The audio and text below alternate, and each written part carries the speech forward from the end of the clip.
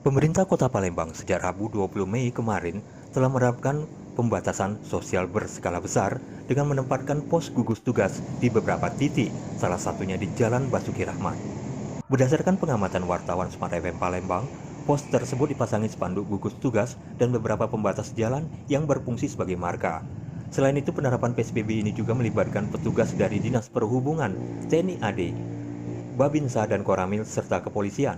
Berdasarkan pengamatan wartawan Smart FM, kegiatan yang dilakukan ini hanya sebatas pemantauan dan pemeriksaan terhadap pejalan kaki yang melintas dan hanya berlangsung dari pukul 6 sampai pukul 18 waktu Indonesia bagian Barat. Kegiatan hari ini sosialisasi Pak masalah PSBB di Kota Palembang ini untuk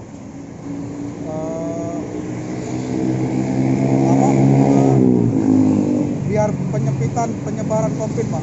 Oke. Nah, jadi untuk kendaraan ini Pak, kendaraan roda 4, jadi ininya dari ST dari wali kota, perdanya 1, 2, 2. Untuk penambahan ini kalau ada 5 pos Pak. 5 pos ini. Di Anissa, terus di Lapanulu ada ininya Pak. Perdanya dari Dishub, Ya.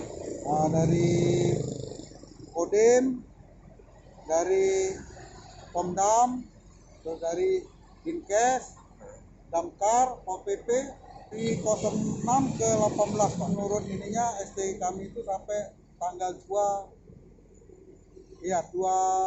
Juni Pak. Oh, 2 Juni. Oke. Lantas, kenapa penerapan PSBB ini hanya dilakukan dalam waktu yang tidak lama? Serta apa manfaat yang akan didapat masyarakat?